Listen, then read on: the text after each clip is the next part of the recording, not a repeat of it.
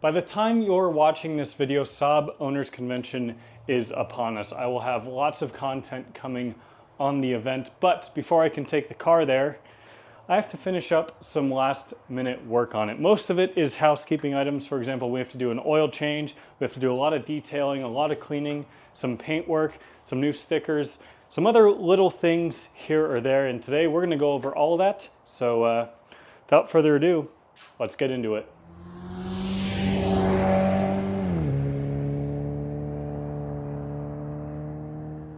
The first big item I want to tackle in today's video is my seat. My anniversary seats in this car actually have a pretty substantial rip in them. It's something that people have commented enough on in the videos, and well, I want to get it fixed before the owners convention, and unfortunately it's not just something that I can simply pull the seat out and sew it shut. So what that means is we have to pull the seat out, then we have to strip the cushion off it, then pull the leather off the foam, take it to somewhere to sew it, and then fix the sagging foam as well. So let's get started with that job. Push the seat forward, pop off that. There's an E-Torx here for the seat belt. Hop in the back seat, grab our two T50s. I stick my foot underneath, and we can unhook it from the rails in the front. And unhook our one harness, and we're ready to pull this out.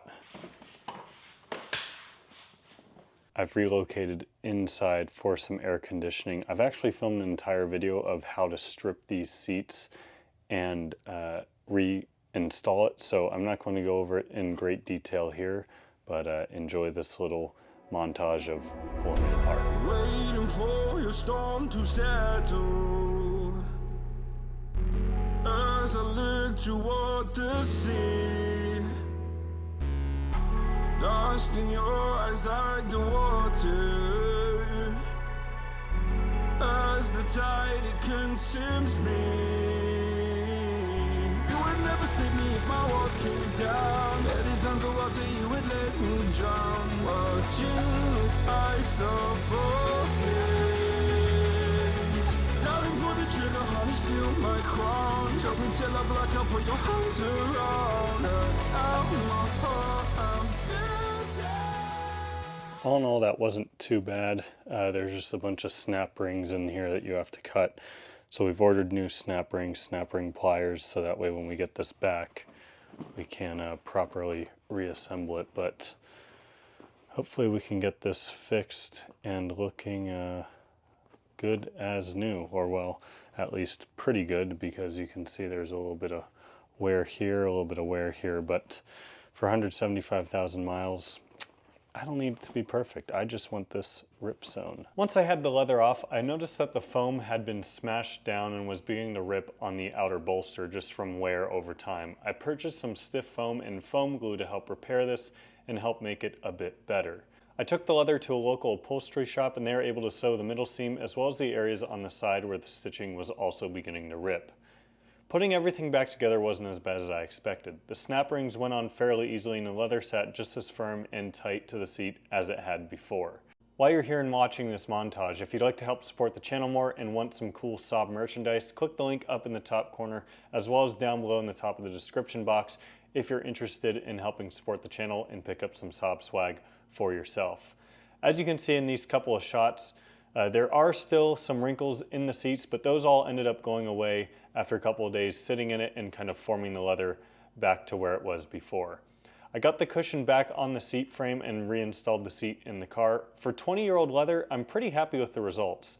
It's not perfect, but it is definitely much better. The bolster isn't as flat and the rips are gone. Seat is back in, pretty happy with the result. This bolster definitely feels a bit stiffer. You can tell it's not perfect, but it's much better, and of course it looks much better. No more rips.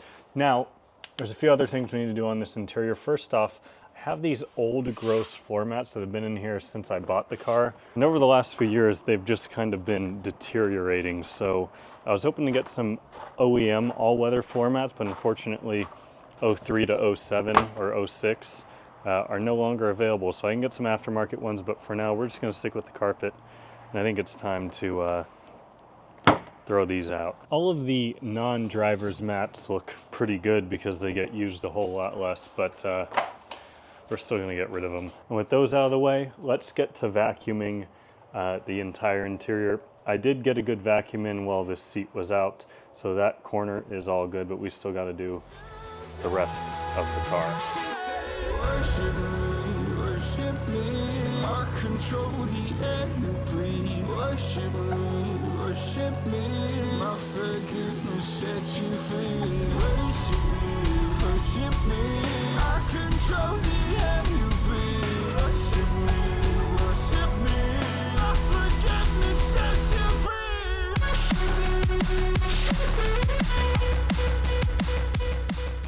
Now we need to clean and condition the seats in the car.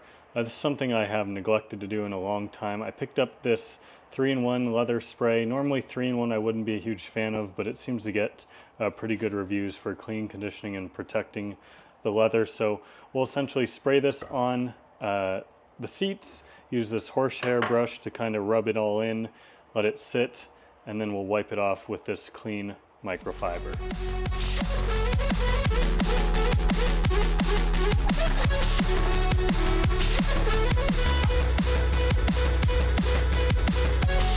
Stuff smells really weird. Do not like the smell of this stuff at all.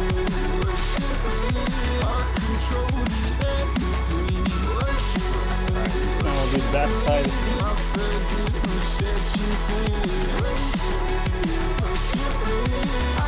Door panel here is pretty dirty.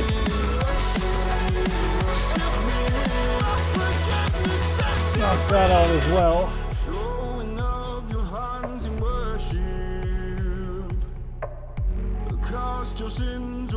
All right, I think you get the gist of how it works. I'm going to do the same to the other 3 door panels and the other 3 seats. Seats have been cleaned and conditioned. Now I just need to go around the interior, like down on these kick panels under the glove box here. There's just a bunch of little like scuff marks and little scratch marks that just need to be wiped off and cleaned up. These Atom interior cleaning wipes are usually what I use for this, so I'll also at the same time wipe off the steering wheel, dashboard, and everything else in the interior. All right, let's get this oil change done. I have a full video showing how to do an oil change on this car if you're wondering, but we just have a 15 mil on the drain plug. I took the oil cap off to hopefully help it drain a little smoother. One little tip I also like to do is as I'm unscrewing it, once we get close, I like to push the bolt in. So that way, when it does fully come out, it's still gonna plug most of the oil. And then we can just rip the, rip is the wrong term, but just kind of quickly pull out the plug when we're ready. So looks like it's fully disengaged, so I'm just gonna yank it. And that's how we avoid making a mess. You want to do these oil changes while the car is warm. It helps the oil flow better. So I took the car for a short drive. It's been sitting for about an hour, so the oil is definitely still hot, but it's not scalding hot to where it's going to burn me. While we let that drain, we can remove our oil filter, which is tucked down in here. That is a 32 millimeter.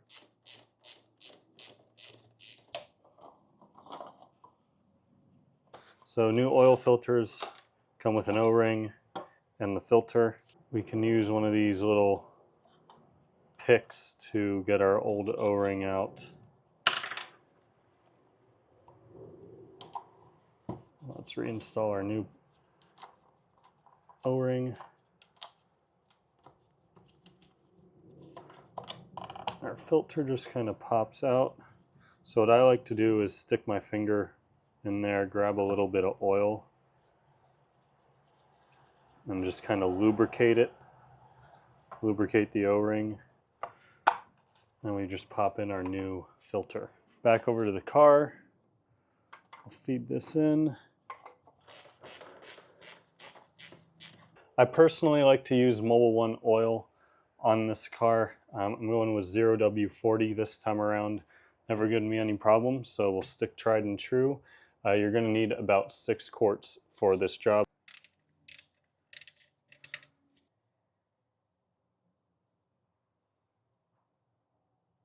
And one final item, I have these little service reminder stickers from Saab Parts. I set them at 4,000 miles and 6 months from now. So I'll go ahead and fill that out on my new service sticker. With the oil change wrapped up on this car, that leaves us with one major task to do. I did a couple little things off camera, such as putting a new Saab Club of Arizona sticker on the back. My old one was faded, but we need to do a paint correction on this thing.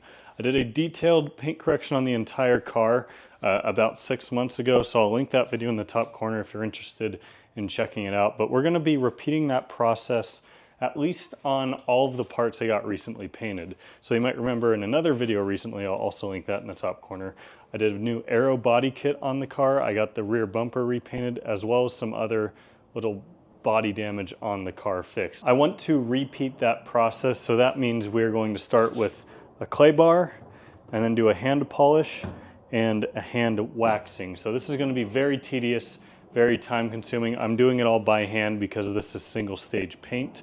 So without further ado, let's get started. Oh, God, and safe from murder.